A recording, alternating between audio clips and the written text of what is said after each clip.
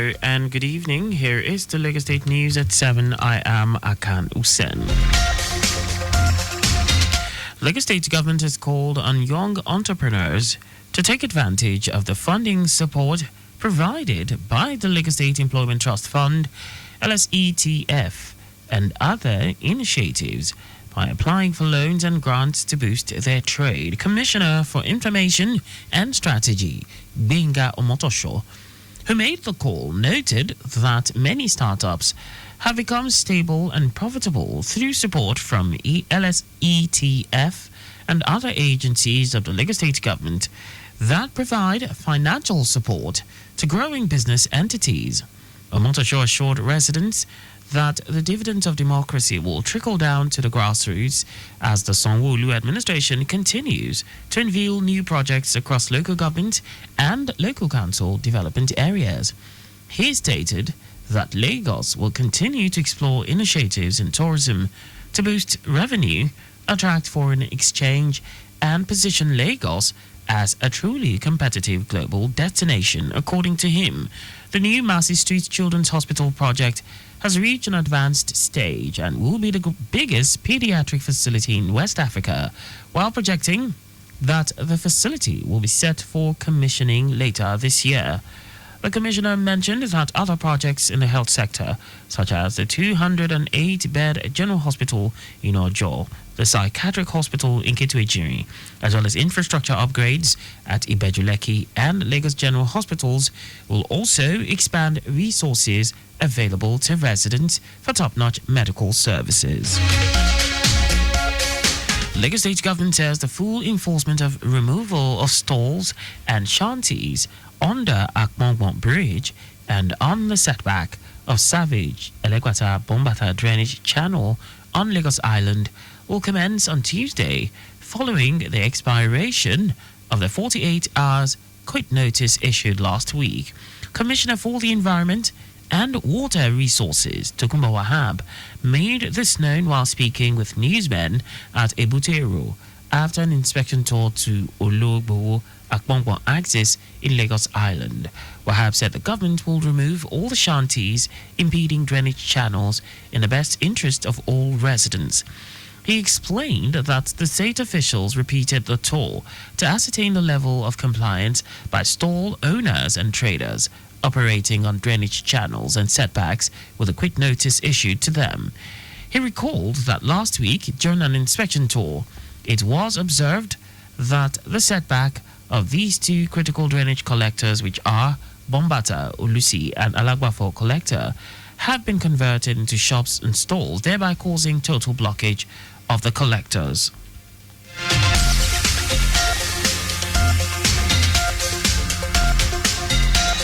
As part of efforts to provide quality education in the state, the Ministry of Basic and Secondary Education, through the Lagos State Examinations Board, has announced the commencement of registration for the year 2025 Universal Basic Education by Continuous Assessment Scores (UBE) by CAS and placement test from Monday, January 27 to Friday, April 2025. Director, Lagos State Examinations Board, Adebayo Orunsolu, said only primary 6 pupils in public and approved private primary schools in the state are eligible to participate in the UBE by CAS and placement test, noting that registration is free for public primary schools, while pupils of approved private primary schools are expected to pay the sum of 5,000 naira per candidate through the Lagos State Central Billing System (CBS). Orunsolu also informed parents and guardians, head teachers, proprietors, and proprietresses of primary 6 pupils transiting into junior secondary schools about the approval of Yoruba language as one of the subjects for testing the knowledge and thinking ability of pupils sitting for the placement test by CAS in the state. He enjoined authorities of public and approved private primary schools in the state to take note of the date and ensure that parents and guardians are duly informed. Lagos State Government and Lagos Island Local Government have flagged off the reconstruction of the historic John Street Health Centre. The facility, which will honor the legacy of Obasanusi Matiko Lusi will provide accessible, quality healthcare to Okearin and neighboring communities, including Idumota, Balogun, Oluwole, and Iriko. The groundbreaking ceremony, which was held in Okearin, Lagos Island, marked the 20th year remembrance of the late Oba Olusi, a revered traditional ruler. Governor Babajide Sanwo-Olu, who was represented by the Permanent Secretary, Lagos State Ministry of Health, Olusegun Ogboye, highlighted the significance of the project to the community, noting that the new health center aligns with the state government's commitment to improving healthcare accessibility and outcomes for all residents. On his part, the executive chairman of the Lagos Island local government, Tijani Olusi, described the project as a testament to the late Oba's vision for community development, noting that the facility will offer a wide range of health services from maternal and child health to mental health support and chronic disease management. Lagos State Government has reaffirmed its firm stance against illegal building constructions as it sealed multiple buildings being constructed without planning permits in Lagos Island.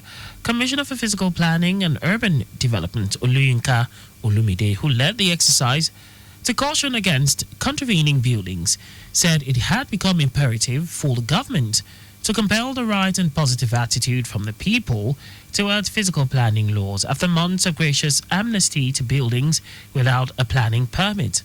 Olumide said the exercise, which will be extended to other parts of the state, underscored the Lagos State government's commitment to enforcing physical planning laws.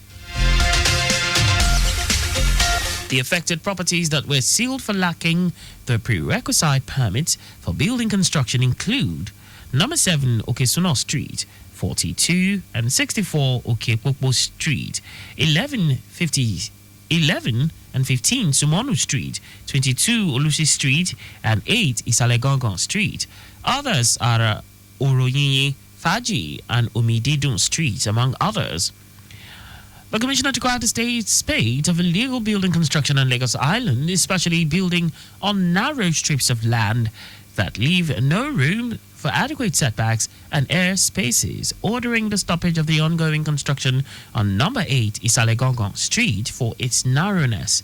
He reminded residents, property owners, and property developers of their civic duty to obtain necessary approvals before embarking on building construction, while urging owners of adjoining small parcels of land to seriously consider the land pooling option to aid a livable, organized, and sustainable built environment.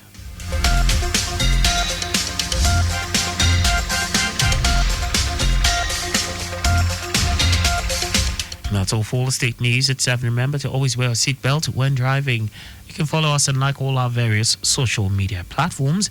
On X at Traffic Radio 961, Facebook Lagos Traffic Radio 96.1 FM, Instagram Lagos Traffic Radio 961. On YouTube, subscribe and watch us live on our channel Traffic Radio 961.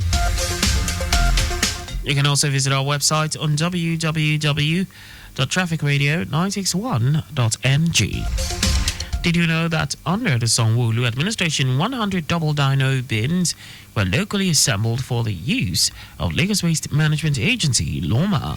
You can get more details on the Lagos State Government's website. For contact with the newsroom, send a message to info@trafficradio961.ng. And that ends the news broadcast compiled by Zainab Adebashin. I am Akan Usen. Thanks for listening and please stay safe. Good evening.